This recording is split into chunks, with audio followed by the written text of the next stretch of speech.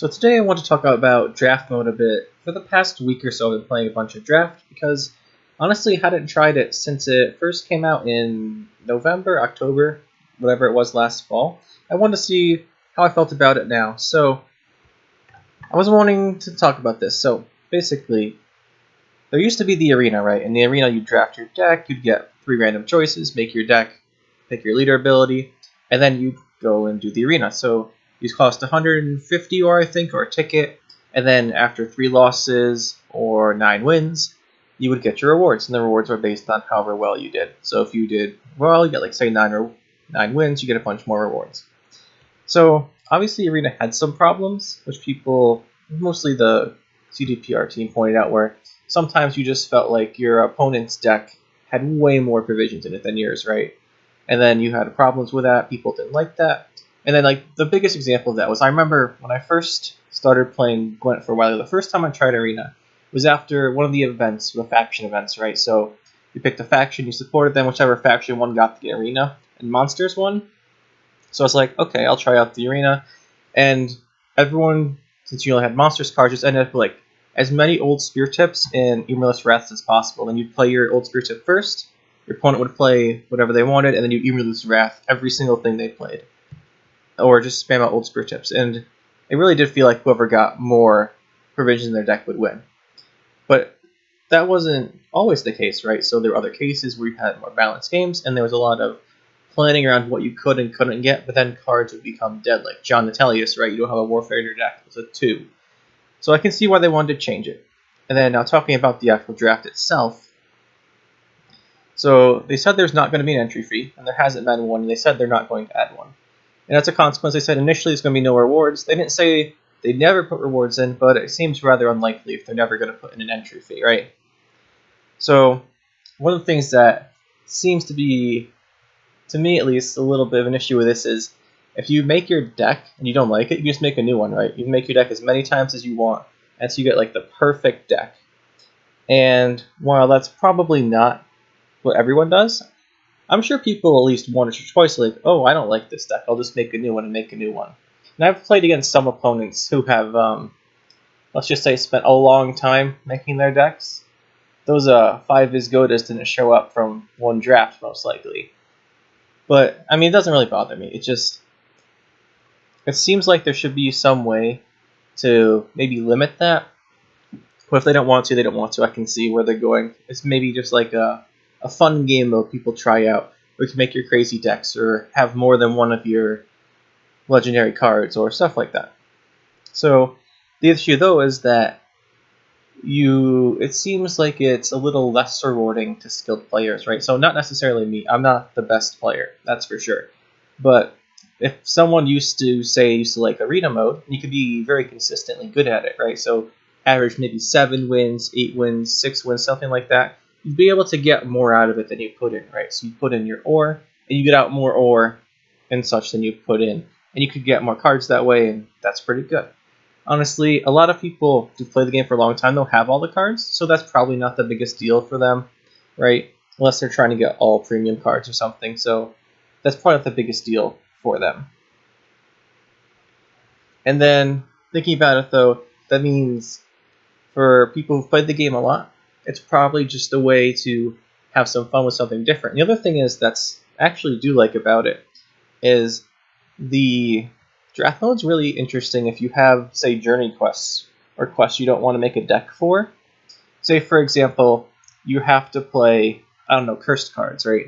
You could just go, and what I used to do is just make a deck, type in curse in the search bar, put every cursed card you could find into a deck and go into unranked mode and play them, then lose, right? But I guess, so you could go into draft mode, and I'm doing this more now, is just draft a deck and try and get a couple of the cards that you're supposed to use. Or if you don't want to play a faction, maybe you can make a draft deck for it. So for people who played the game a lot, that seems like a good option for them. And then the thing is, for newer players, this is where I think the draft mode maybe has the most potential. So say you're a newer player, right? I went through and I started a new account just to see if the newer player tutorial, what it was like now, and because I didn't really remember what it was like. So I went through, went to the tutorial, doing the whole tutorial, and then So you do the tutorial, right, and then you play 3 games before you can unlock the alternate game modes, other than standard. You don't get seasonal right away, I don't believe. I think that's capped at a certain level.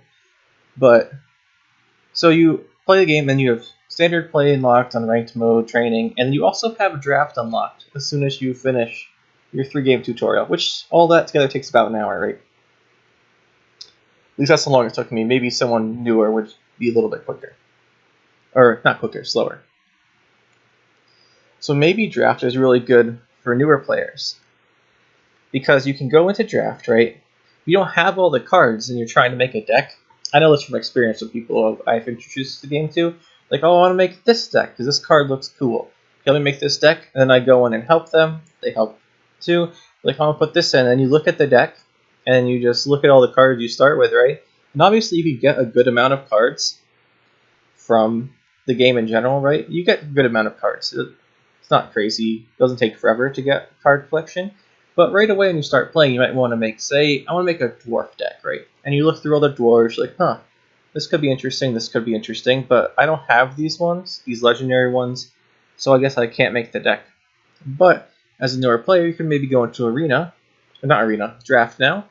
So, okay, I want to try and make a dwarf deck, and you can go in there and make your deck. If you don't get the dwarves, you could try again, make a dwarf deck, or you can just go into draft and maybe try out and see all the different cards in the game. It might be a little overwhelming, but I'm sure that being able to play around with all the different cards might be good, right, for a newer player.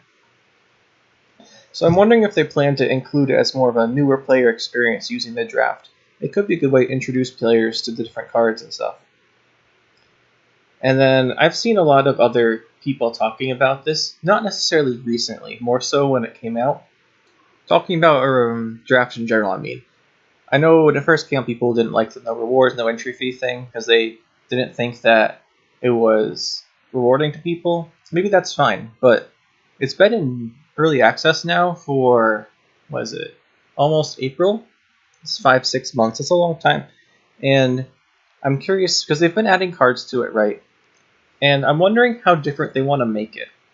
Because they could actually just like add in new leader abilities or something. I know they mentioned something like that with Shoop, where they wanted you can't have Shoop in it, obviously, because having only one of every card in your deck is probably not going to happen. I think they mentioned at some point maybe Shoop being a leader ability. I'm not sure, but they could do a lot of stuff to make it more different from the standard game mode. Which they've done, right? You have the card packages of 3, you pick those for your deck. And while we're talking about the draft, I know some people have definitely said things in the past about it seems like every time you pick leader abilities or cards, you get the same options showing up again. So, for example, if you pick Deadeye Ambush, you might see a lot of elf cards, especially if you pick like Deadeye Ambush. For your deck theme card, you get Isengrim or something, right? And you're like, oh, I'm going to see a lot of elves. And you see a lot of elves when you're picking your cards. It's early access, so I can give them a pass on this, right? So the cards don't all have to be perfect right away in the packages, right? So I'm sure they're working on that. Well, I know they're working on that, and they've said that in the past, that they're working on the packages and the rates and the appearances and such. But we're speaking about those card packages, though. The 3 Knickers and 3 Madoc ones, those kind of things are pretty cool, I gotta say. Although having 9 Sewer Raiders come out is kind of crazy. And maybe that's what it's about, is just having fun with that kind of stuff. And honestly, when I first started playing the draft mode, I really was not enjoying it very much. As I first played it, I went in and go, okay, I'll just pretend it's like Arena, I'll just make a deck. Went in, made a deck, right? Had a leader ability, Imperial Formation, I think. Didn't synergize with my deck, didn't actually have a single soldier in my deck after I went through and made it. Probably my own fault for drafting it, but it's like, oh, well, I don't have much synergy here. Then I went up against an opponent who had 3 Prince on Stasis with Shield Wall and just murdered everything. And then he just dropped like an old Spear Tip and Ozra on the Goliath. I was like, okay then. That's a lot of points. So then I did a few more games, right? You don't lose your deck after 3 losses anymore. So I went through and I did maybe 5 or 6 games, and I lost most of them.